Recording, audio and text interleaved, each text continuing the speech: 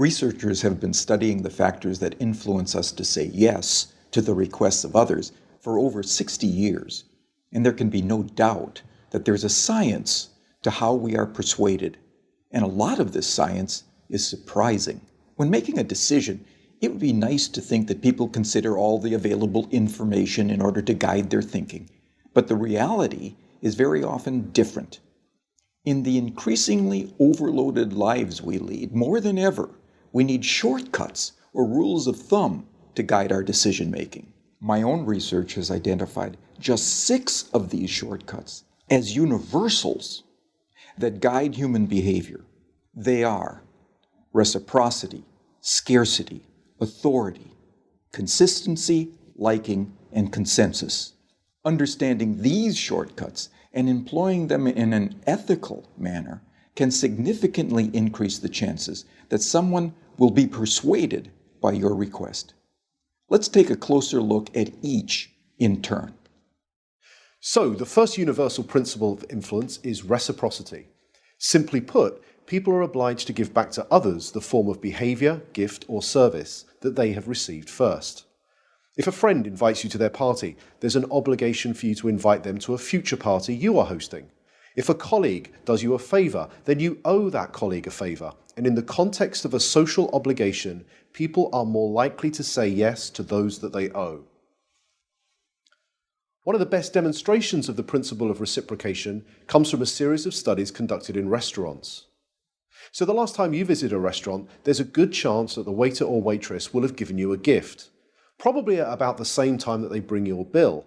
A liqueur perhaps, or a fortune cookie, or perhaps a simple mint. So here's the question. Does the giving of a mint have any influence over how much tip you're going to leave them? Most people will say no, but that mint can make a surprising difference. In the study, giving diners a single mint at the end of their meal typically increased tips by around 3%. Interestingly, if the gift is doubled and 2 mints are provided, tips don't double. They quadruple, a 14% increase in tips. But perhaps most interestingly of all is the fact that if the waiter provides 1 mint, starts to walk away from the table, but pauses, turns back, and says, "For you nice people, here's an extra mint," tips go through the roof. A 23% increase, influenced not by what was given, but how it was given.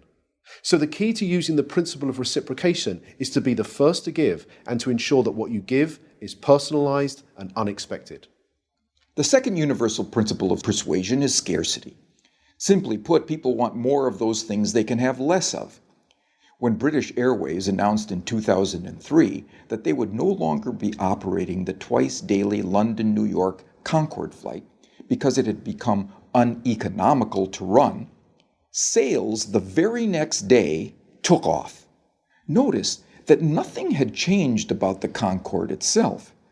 It certainly didn't fly any faster, the service didn't suddenly get better, and the airfare didn't drop. It had simply become a scarce resource, and as a result, people wanted it more. So when it comes to effectively persuading others using the scarcity principle, the science is clear. It's not enough simply to tell people about the benefits they'll gain if they choose your products and services. You'll also need to point out what is unique about your proposition and what they stand to lose if they fail to consider your proposal. Our third principle of influence is the principle of authority, the idea that people follow the lead of credible, knowledgeable experts. Physiotherapists, for example, are able to persuade more of their patients to comply with recommended exercise programs if they display their medical diplomas on the walls of their consulting rooms. People are more likely to give change for a parking meter to a complete stranger if that requester wears a uniform rather than casual clothes. What the science is telling us is that it's important to signal to others what makes you a credible, knowledgeable authority before you make your influence attempt. Of course, this can present problems. You can hardly go around telling potential customers how brilliant you are, but you can certainly arrange for someone to do it for you. And surprisingly, the science tells us that it doesn't seem to matter if the person who introduces you is not only connected to you, but also likely to prosper from the introduction themselves. One group of real estate agents were able to increase both the number of property appraisals and the number of subsequent contracts that they wrote by arranging for reception staff who answered customer inquiries to first mention their colleagues' credentials and expertise. So, customers interested in letting a property were told, "Lettings? Let me connect you with Sandra, who has over 15 years' experience letting properties in this area." Customers who wanted more information about selling properties were told, "Speak to Peter, our head of sales. He has over 20 years' experience selling properties. I'll put you through now."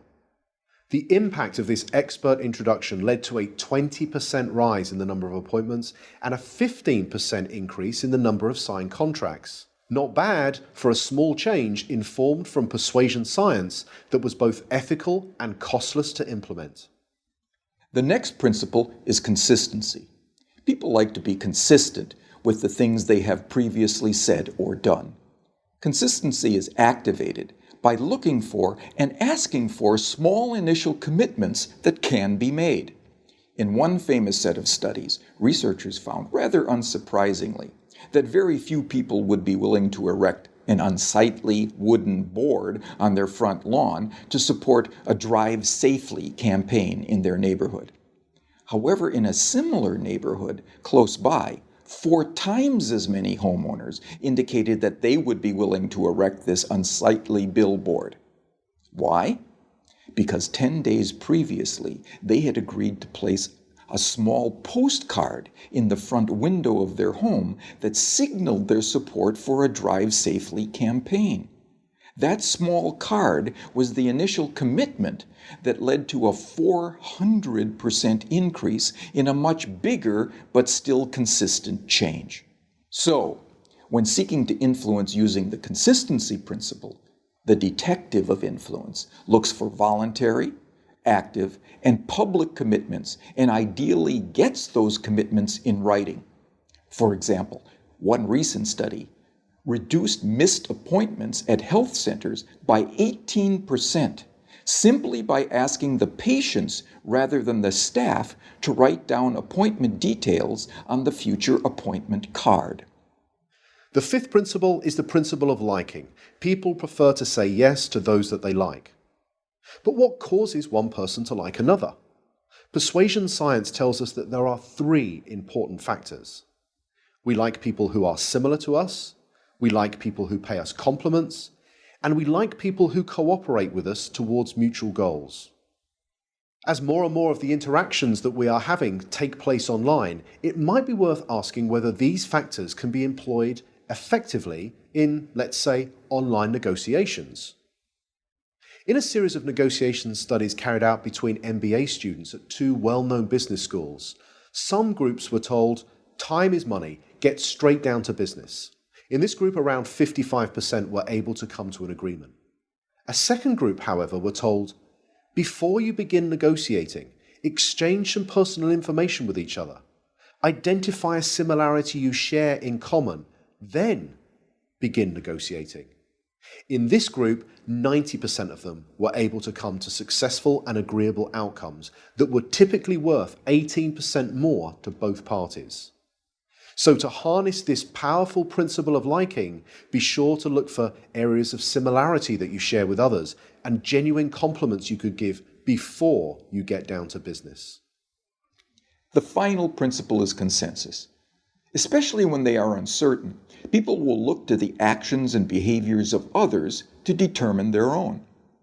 You may have noticed that hotels often place a small card in bathrooms that attempt to persuade guests to reuse their towels and linen. Most do this by drawing a guest's attention to the benefits that reuse can have on environmental protection. It turns out that this is a pretty effective strategy, leading to around 35% compliance. But could there be an even more effective way? Well, it turns out that about 75% of people who check into a hotel for 4 nights or longer will reuse their towels at some point during their stay. So what would happen if we took a lesson from the principle of consensus and simply included that information on the cards and said that 75% of our guests reuse their towels at some time during their stay, so please do so as well. It turns out that when we do this, towel reuse rises by 26%. Now imagine the next time you stay in a hotel, you saw one of these signs. You picked it up and you read the following message. 75% of people who have stayed in this room have reused their towel. What would you think? Well, here's what you might think. I hope they're not the same towels. And like most people, you'd probably think that this sign will have no influence on your behavior whatsoever. But it turns out that changing just a few words on a sign to honestly point out what comparable previous guests have done was the single most effective message, leading to a 33% increase in reuse. So, the science is telling us that rather than relying on our own ability to persuade others, we can point to what many others are already doing, especially many similar others. So there we have it, 6 scientifically validated principles of persuasion that provide for small, practical, often costless changes that can lead to big differences in your ability to influence and persuade others in an entirely ethical way. They are the secrets from the science of persuasion.